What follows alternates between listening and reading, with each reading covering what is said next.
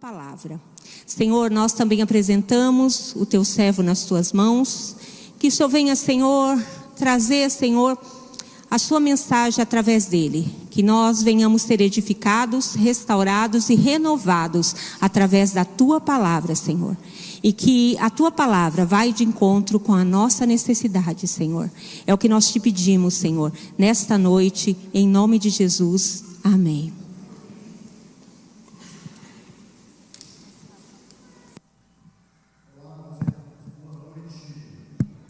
Que a graça e a paz de Jesus seja com todos. Que bom ver os irmãos, rever os irmãos, que alegria. Queridos, hoje 7 de setembro, não é? Nós estamos falando aí, nesse do mês, em um Brasil em trevas, sejamos luz. Hoje fomos abençoados com a palavra que o pastor Roberto Campanhola nos trouxe pela manhã. E agora à noite vamos dar continuidade falando um pouquinho mais sobre isso, né? E como nós podemos ser luz no Brasil ou no mundo. Eu gosto sempre de usar do micro para o macro, a começar da nossa casa, a começar da nossa família. Sejamos luz dentro da nossa casa, depois da nossa vizinhança, nossa rua, no nosso bairro, na nossa cidade, nosso estado, país e pelo mundo afora, né? Ao redor do mundo ou do outro lado desta rua, falarei do teu amor. Essa é a nossa mensagem, esse é o nosso objetivo. Aonde quer que estejamos, que sejamos luz no Senhor. Esse tema, então, pensando nisso, eu quero falar das crises do ser humano à luz da Bíblia, porque eu sei que as crises que cada um passa ou enfrenta vai refletir em tudo ao nosso redor, inclusive no nosso país. Lembrando que eu gosto do micro para o macro, né? Então, começando em nós, começando ao nosso redor, e vamos até as esferas mais abrangentes aí. Bom, a gente sabe que não só o Brasil, mas o mundo vive em trevas. Aqueles que não conhecem a Cristo estão em trevas. Hoje o pastor Roberto nos deu uma belíssima definição de trevas. Mas o problema não é só social ou político. A gente pensa, né? Problema político, social. O problema é mais profundo do que isso. O problema é espiritual. O problema é espiritual. E quando nós falamos de trevas, metaforicamente, nós estamos falando de escuridão. Nós estamos falando de cegueira espiritual. Nós estamos falando de ignorância. Ou seja, estamos falando de uma condição sem Deus. Isso é trevas. Isso é trevas. E essas trevas em que o povo vive refletem as crises humanas. Refletem as crises humanas.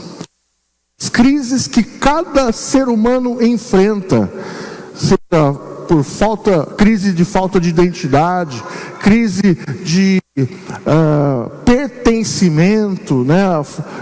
Essa sensação de não se encaixar em nada, crise de prioridades, ou as prioridades totalmente invertidas, são as crises que nós enfrentamos, que isso vai, com certeza,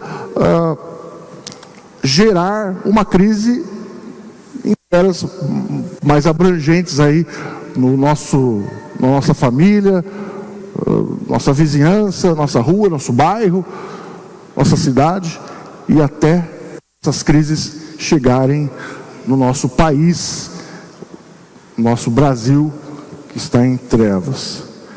Então essas crises individuais, as crises que cada um de nós enfrenta, também mostram as trevas que todo o povo vive, um país inteiro vive. Queridos, cada crise vencida é uma oportunidade de nos tornarmos luz aonde nós formos.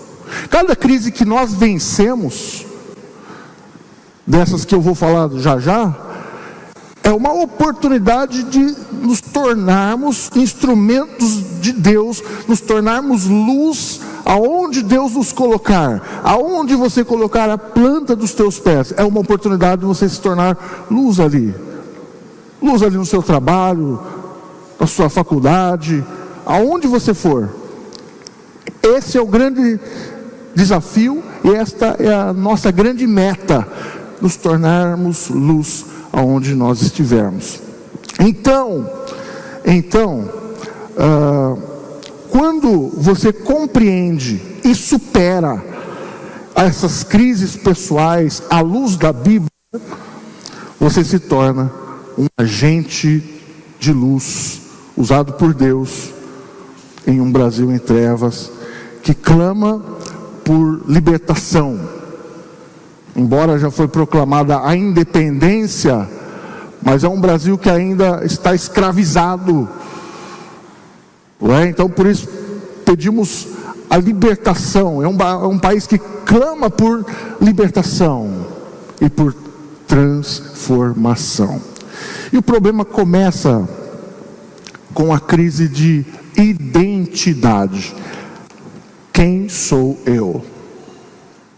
Queridos, eu pretendo gastar um pouquinho mais de tempo aqui essa primeira crise de identidade, porque eu entendo que o ponto de partida é essa, a crise de identidade, que acarreta nas demais crises, ok? Quem sou eu? Essa é uma pergunta que o ser humano tem feito desde os primórdios, desde a antiguidade. Quem sou eu? E o salmista, ele já expressava essa inquietação quando ele para com a grandeza de Deus e a imensidão e a maravilha da criação de Deus. Ele indaga: que é o homem? No Salmo de número 8, versículo 4. O que é o homem? Para que dele te lembres, e o filho do homem para que te visites. E a Bíblia faz pelo menos mais 2 vezes esta mesma pergunta: o que é o homem? O que é o homem? Esta é a grande pergunta. Quem sou eu? Quem é você?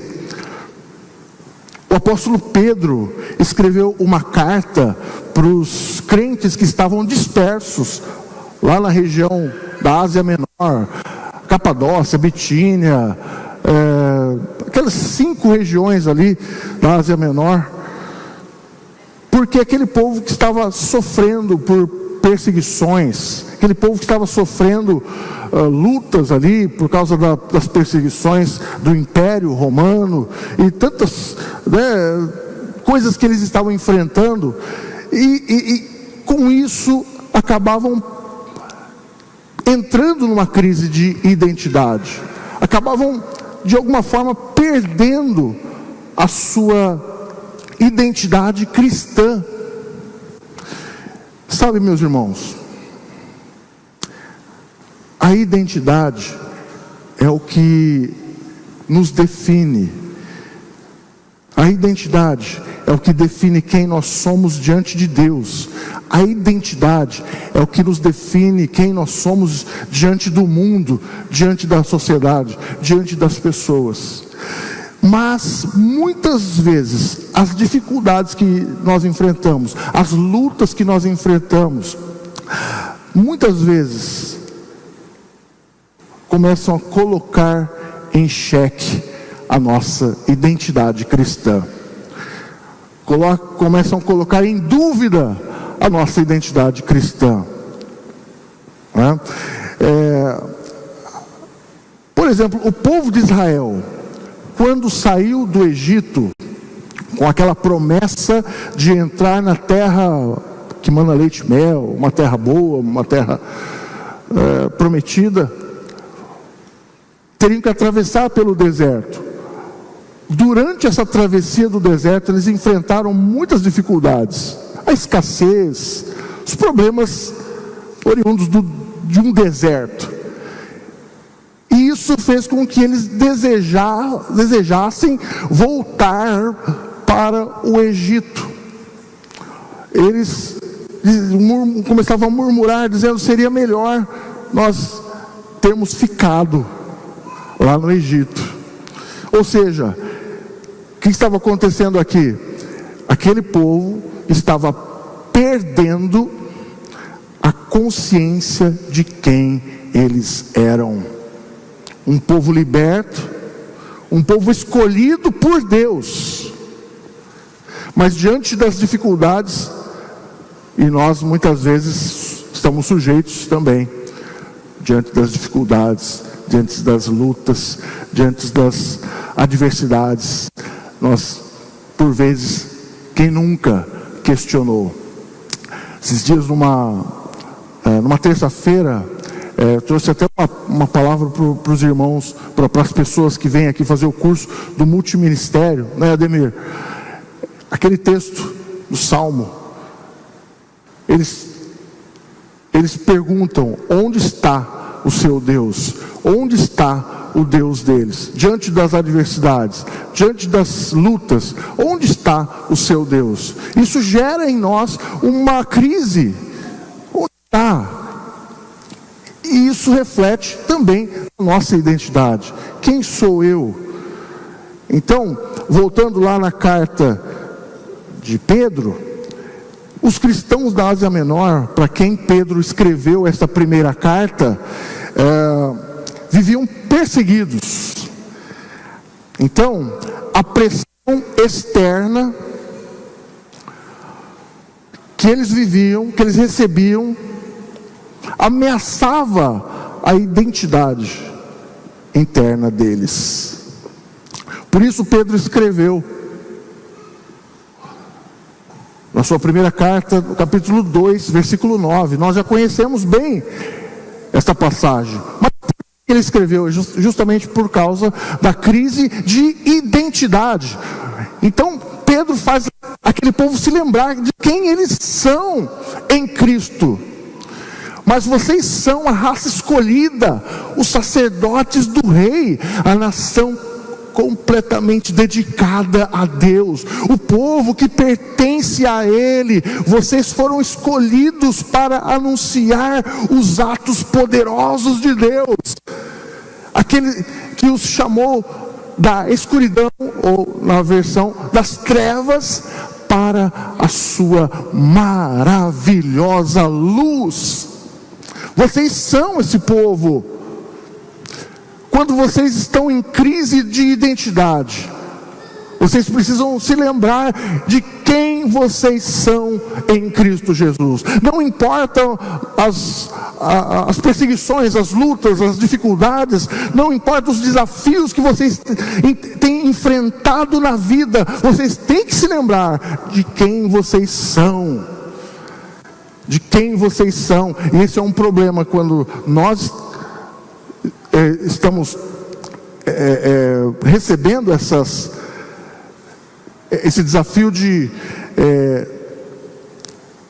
nos lembrar de quem nós somos, justamente nos momentos das adversidades, das crises. Quem você é? Quem é você? E esse ataque vem justamente nos momentos de vulnerabilidade nossa. Os ataques contra a sua identidade cristã, quem você é em Deus, quem você é em Cristo, eles vêm justamente nos momentos de fraqueza, de vulnerabilidade, vêm justamente nos momentos de dificuldades que você enfrenta. Quem é você? Quem é você? No Senhor. Por isso Pedro disse isso: vocês são a raça escolhida, o sacerdócio do rei, a nação santa, a nação dedicada a Deus, povo que pertence, povo de propriedade exclusiva de Deus. Você pertence a Deus, e vocês foram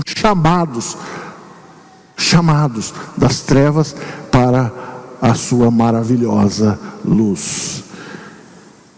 Por que será que algumas pessoas, em algum determinado momento da caminhada delas com Jesus, num determinado momento da sua caminhada cristã, elas desistem, elas deixam de seguir a Jesus, elas deixam de servir a Deus? Um dos motivos é que justamente essas pressões das lutas do dia a dia podem gerar dúvidas do tipo: será que Deus se importa mesmo comigo? Será que eu sou mesmo filho de Deus? Será que vale a pena ser cristão? Vale a pena continuar servindo a Deus, vindo à igreja? São justamente nestes momentos de dificuldades que esses ataques vêm contra nós, colocando em dúvida, em xeque, a nossa identidade cristã.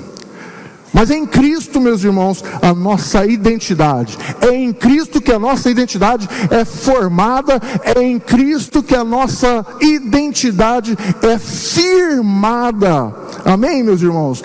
Nós não somos definidos por aquilo que nós enfrentamos. Você não é definido, a sua identidade não é definida pelas lutas que você enfrenta. Você não é as suas lutas.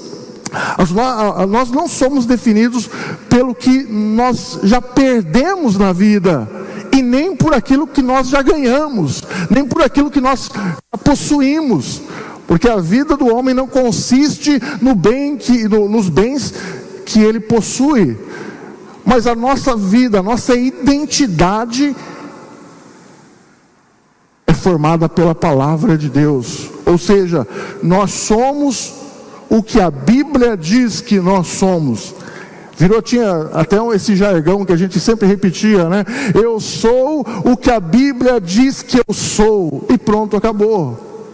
Você é o que a Bíblia diz que você é. E o que a Bíblia diz acerca de você, ao seu respeito? Diz que você é um filho amado de Deus, criado à imagem de Deus, para viver em comunhão com Deus. Amém? A Bíblia diz muitas coisas sobre você. Diz que em Cristo nós somos mais que vencedores. Em Cristo nós somos, como diz o apóstolo Pedro, a raça eleita, escolhida, o sacerdócio real, a nação. Em Cristo nós temos uma identidade firmada nele, em Jesus. Quem é você? Quem é você diante das lutas? Quem é você quando as coisas não vão bem? Quem é você? Quem somos nós? Quem sou eu?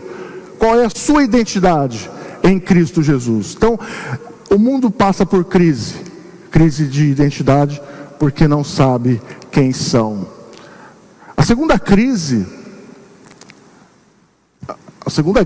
crise que o ser humano enfrenta é a crise de pertencimento. Veja Efésios, capítulo 2, versículo 19.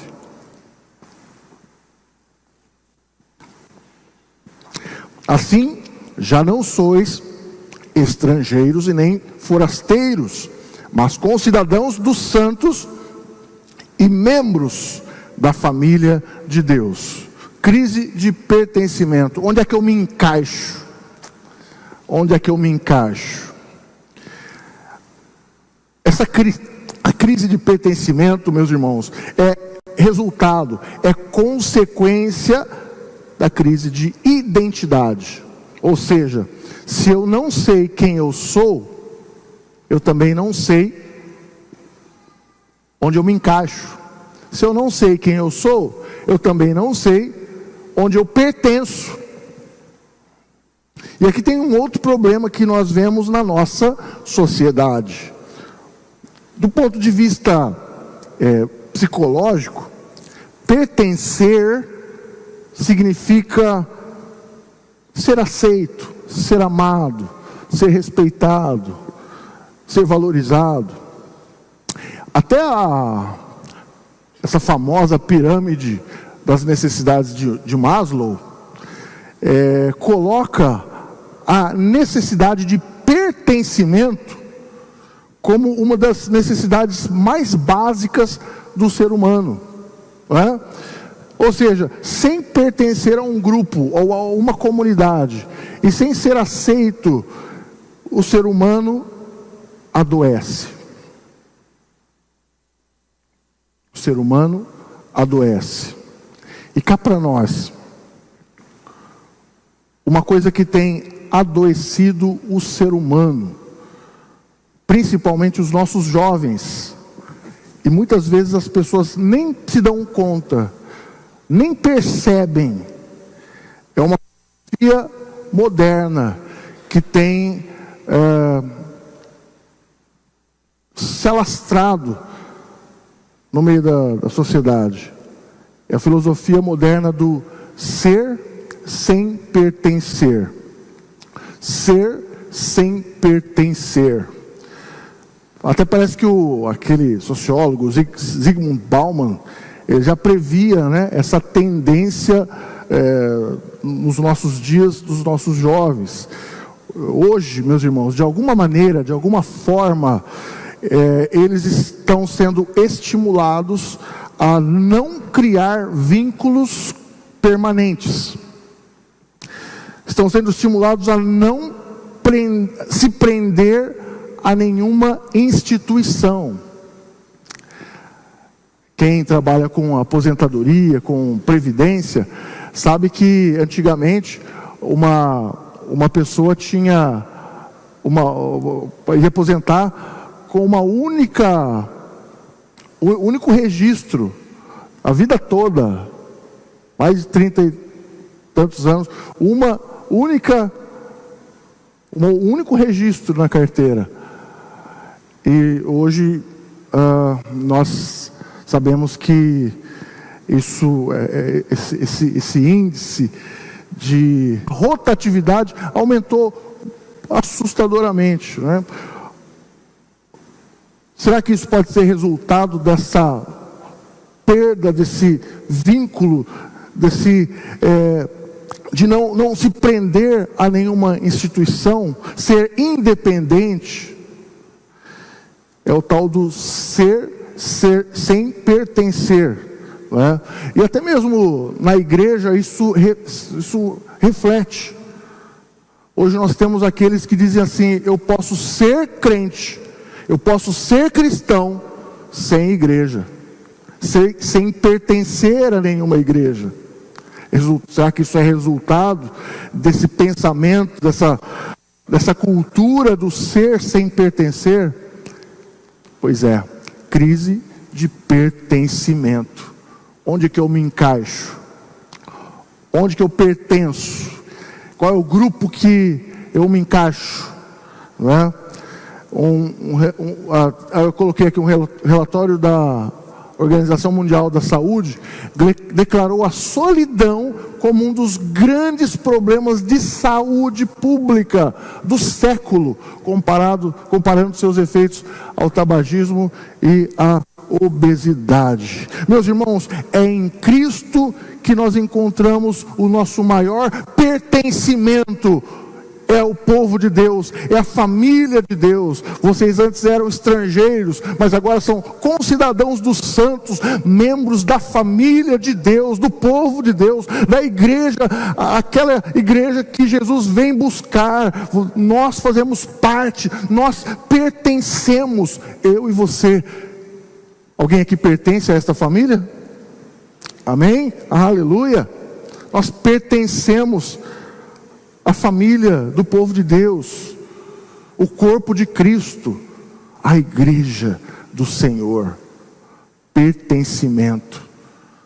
Não deixa supere essa crise, não deixa essa crise te pegar. Resolva primeiro a crise de identidade, quem você é em Cristo. Agora você sabe a que você pertence. E a terceira crise é a crise de prioridades. Vocês estão vendo aqui como que uma crise puxa a outra? Começa com a crise de identidade, depois a crise de pertencimento e agora a crise de prioridades.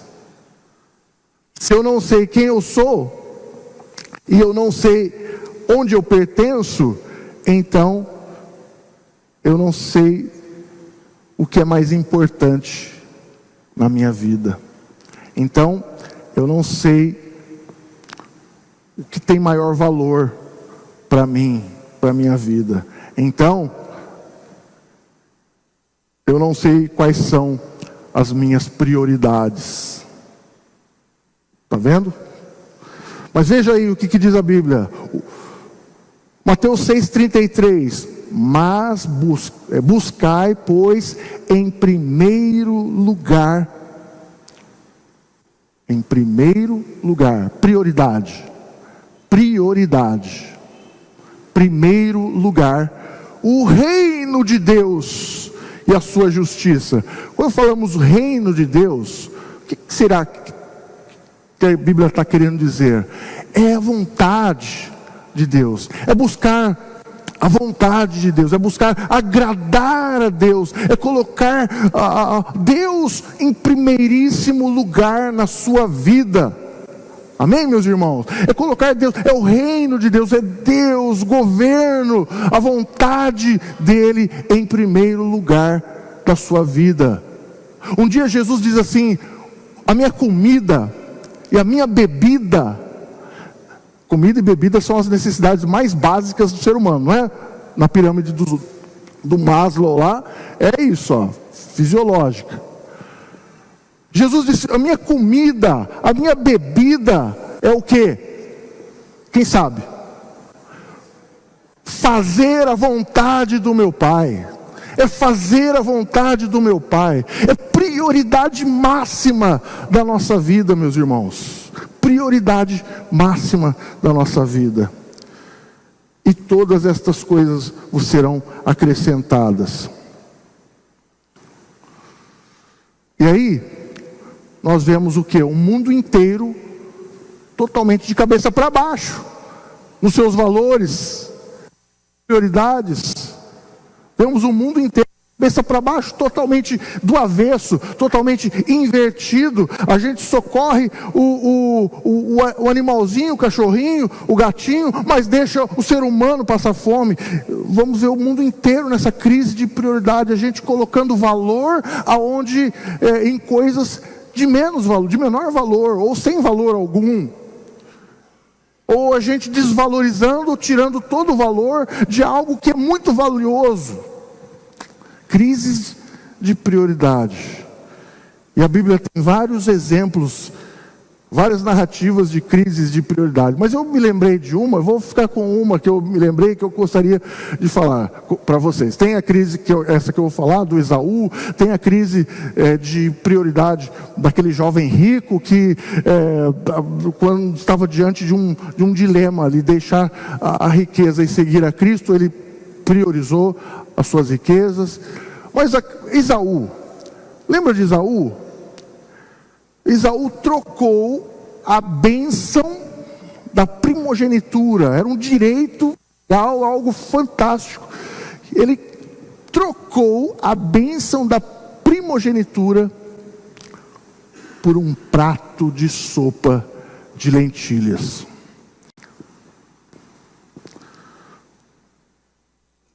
Crise de prioridade, não é? Charles Spurgeon tem uma frase, na verdade é o título de um sermão dele. Não deixe aquilo que é urgente tomar o lugar daquilo que é importante em sua vida. Não deixe aquilo que é urgente tomar lugar daquilo que é importante em sua vida. O que era urgente para Esaú era matar a fome. Era urgente matar a fome. E o que era importante, o que era mais importante? A bênção da primogenitura. Então, às vezes, nós ficamos atropelando coisas, porque achamos que alguma coisa é mais urgente, e deixamos valores maiores, deixamos coisas mais importantes. E aí a gente entra numa crise de prioridade. Queridos, uma das maiores estratégias do diabo não é tirar Jesus da sua vida, não é tirar Jesus do seu coração, mas é colocar ele lá atrás, segundo, terceiro plano. E aí a gente vem achando que temos Jesus, mas ele só não é o primeiro. Ele só não é o primeiro. Crise de prioridade. O que realmente importa para você? O que fez você sair da sua casa, do conforto do seu lar, para estar aqui hoje? O que faz você acordar pelas manhãs de domingo e vir para a escola bíblica dominical, ou bíblica discipuladora? O que faz você abrir a sua casa durante a semana, um dia da semana, para você receber alguns irmãos, alguns crentes lá para ler a Bíblia, orar, cantar e comer? O que faz você fazer isso? Abrir um pequeno grupo lá na sua casa. O que? Prioridades. O que é prioridade para você? Eu quero encerrar com a frase do John Piper. Ele diz assim: uma das maiores utilidades das redes sociais será provar no último dia que a falta de oração não era por falta de tempo. Que Deus nos abençoe, meus irmãos. Que possamos ser realmente luz numa nação, num país todo invertido, todo dos avessos. Que eu e você possamos sair daqui hoje com esse desejo, com essa vontade de ser luz na nossa casa, na nossa vizinhança, na nossa rua, no nosso bairro, na nossa cidade. Sermos luz aonde nós estivermos, no nosso trabalho, aonde você for. E que possamos superar todas estas crises de identidade. Quem é você? Então, quando o reino de Deus está em primeiro lugar, as nossas escolhas, o nosso tempo, os nossos recursos se alinham perfeitamente. Recapitulando: crise de identidade. Quem sou eu? Crise de pertencimento. Onde é que eu me encaixo? Crise de prioridades. O que realmente importa? O que realmente importa para você? Que Deus possa ter falado ao teu coração. Que Deus, através do seu Santo Espírito, continue falando ao teu coração e mexendo aí com você, para que você seja realmente a luz para a qual Ele te chamou para ser. Ele nos chamou das trevas para a sua maravilhosa luz. Amém? Que Deus nos abençoe.